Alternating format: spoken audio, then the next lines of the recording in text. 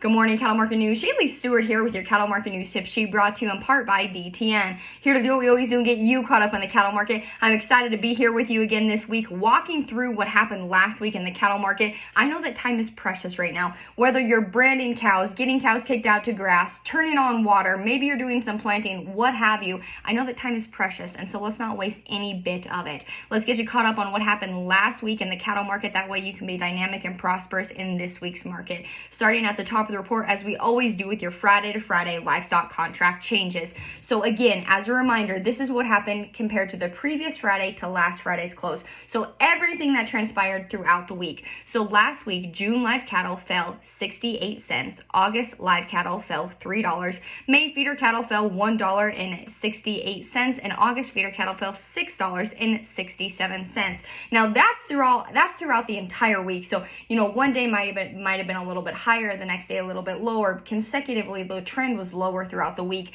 But the CME has some new cattle limits coming out tomorrow, actually, starting Tuesday, May 17th. And so this is how the futures market works on a daily basis. It has parameters. It has its base, which is obviously steady, obviously zero. So if the futures market does nothing, it's just going to stay steady with what it was the day before.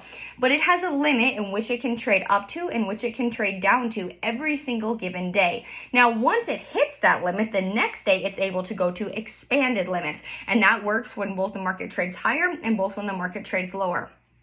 So starting tomorrow, the futures market is going to allow feeder cattle to trade at $6.25 on a daily limit, with an expanded limit jumping to $12.50. For live cattle, their daily limit is going to jump to $5 with an expanded limit of $10. So that means in one single given day, if on the previous day your market hit its daily limit, on the expanded limit day, live cattle are going to be able to trend either $10 higher in one single given day or $10 lower. Now, I know that might not sound like too bad of a deal when the futures market is trading higher, but let me promise you, it comes to bite you and it comes to hurt more when the futures market is trending lower. And so I absolutely hate this. I think that these expanded limits, these daily limits, are way out of whack, and they create too much volatility. The market, we don't want it to have vast highs and lows and be sporadic and be chaotic. Realistically, when you have a market jumping $10 on an expanded limit day, that is chaotic. That is absolutely an equation for utter loss and destruction. And so I by no means feel comfortable with these. I don't think that they're good for the market. I don't think they're good for its participants, and I especially don't think they're good for small producers, because on any given day, your market having the ability to jump $10 higher, or more realistically $10 lower out of whack, is extremely problematic. So you need to be knowledgeable about it. You need to know that this is what the futures market is going to do. Limit set by the CME, and you need to be braced for it. So understanding the cattle market is just simply knowing what's going on both the cash side of things and the futures market. So pay attention, folks, because things are changing starting tomorrow. So let's jump on into last week's cash cattle market. That's enough of the futures market stuff. So jumping on into that fat cattle trade, most of your business started to shake out on Wednesday of last week. In the Southern Plains, we saw live cattle trade for $1.37 to $1.40, and that was considered mostly steady. But in the Northern Plains, dressed cattle sold for $2.25 to $2.30, and that was considered mostly $1 lower. So last week, the wild card was, what are these cash cattle volumes going to do? Before last week, the 3 weeks before it, we had seen over 100,000 head of cattle trade week in and week out, and that never happens. Packers don't like supporting the cash cattle market because it shows too much of what they need or what they're doing, the prices in which they're giving. And so they try to avoid it realistically at all costs. And so seeing 3 weeks of over 100,000 head trade in the cash cattle market, that was huge. That was awesome for feedlots. But why they were doing that is because they needed cattle, and they wanted to get those cattle that had been in feedlots for a long time picked up, because calf-fed fats were working their way into the market. They wanted to pick up those older cattle because they grade better. And so we weren't sure what was going to happen last week in the marketplace, because they'd been so aggressive in the cash cattle market. They could have realistically wiped their hands of it and said, you know what, we've got enough cattle committed with a deferred delivery. We don't need to monkey around with this cash cattle market. We're going to go ahead and let it flop right on its face, and we're going to let it just, go ahead and plunder $5 to $6, heck, maybe even $10. But that's not what they did. They went ahead and bought some more cattle last week. Like I said, prices were steady to about $1 lower, and last week's volume accumulated totally to 90,683 head, with 73% of the cattle being committed for the nearby delivery and 27% of them being committed for the deferred delivery. So if you're noting a trend in the cash cattle market, you're noticing that packers are continuing to buy quite a few cattle for the deferred delivery. And so what that means is that right now, as the cash cattle market sits, you can buy cattle for the nearby delivery, which means that they will be picked up, processed, and slaughtered in 1 to 14 days, or they will be picked up, processed, and slaughtered in 15 to 30 days. The reason why packers love buying cattle for the deferred delivery is that gives them options, that gives them opportunity to not have to pick those cattle up for realistically the next 2 to 4 weeks. And so as the market progresses and as they know that they're going to be needing cattle, they like to just pick up cattle in the deferred market because it hinders the upcoming week's cash cattle market. So pay attention to that, you guys, because whenever there is a significant number of cattle traded in the deferred market, we know that in the weeks ahead, the cash cattle market is most likely going to suffer. So let's get into some of the specifics of last week's trade. Last week's slaughter is estimated at 657,000 head. That is steady with the previous week and 13,000 head more than a year ago. Now, like I said, as you guys know, you've been listening to these cattle on feed reports. You've been listening to everybody talking about the markets. We know that we have a record number of cattle on feed right now.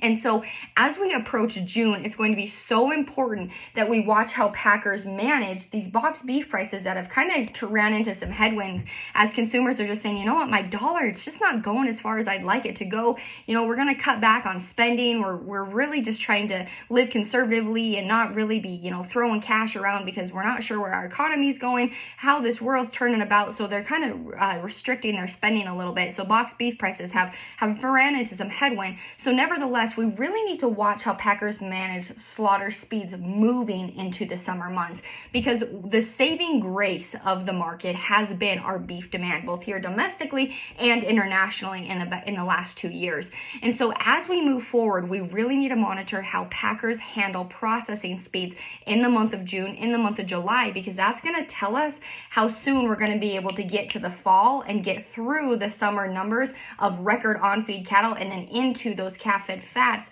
that are becoming available, and then they're going to have to start getting more aggressive in the cash market. So if packers start to run slower processing speeds, that tells us that the cash cattle market is going to get pushed back and that supplies are going to build even more. So we need to be paying attention to that. Watch processing speeds in the weeks ahead.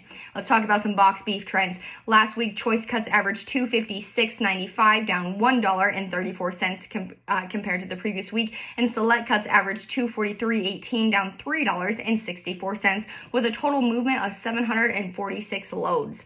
Carcass weights for the week ending April 30th, 2022, steers averaged 901 pounds. That was down 5 pounds from the previous week and up 10 pounds compared to a year ago.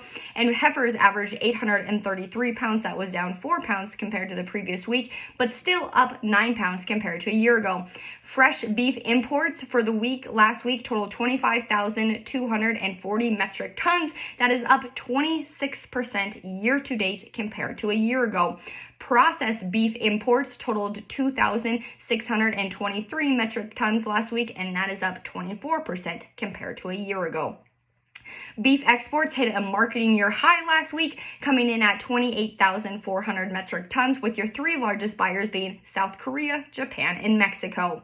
Let's go ahead and shift gears and talk about your feeder cattle market. Still, it's being traded really thinly as we're just not into the bulk of summer, and feeder cattle really aren't trading, as we've already seen most of last year's calves work their way through the market, and anything that's trading now, buyers aren't liking to pick up newborn calves that were born this year just because they're simply too young, and they don't want to carry them all the way. Right now, it's easier for them to buy those heavier weighted cattle and finish them out versus you know, buying lighter weights and feeding them this $7 to $8 corn and trying to get them fat. So nevertheless, let's go ahead and talk about your feeder cattle market, and we're going to break it down by region just because there's not a whole lot trading right now. So starting out in your north central region, that is Montana, Wyoming, Colorado, North and South Dakota, Nebraska, and Iowa.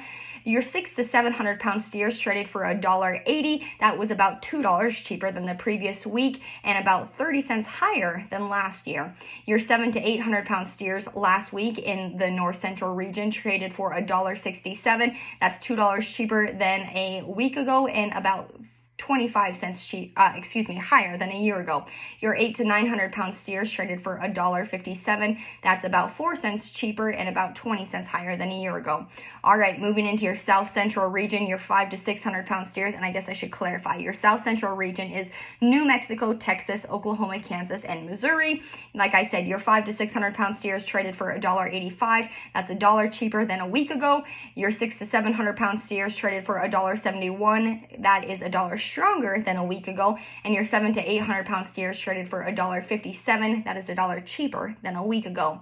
Your steers in the southeastern region, which is Arkansas, Louisiana, Kentucky, Tennessee, Mississippi, Alabama, Georgia, Florida, and North and South Carolina. Your 4 to 500 pound steers traded for $1.82, and that is considered steady with a week ago.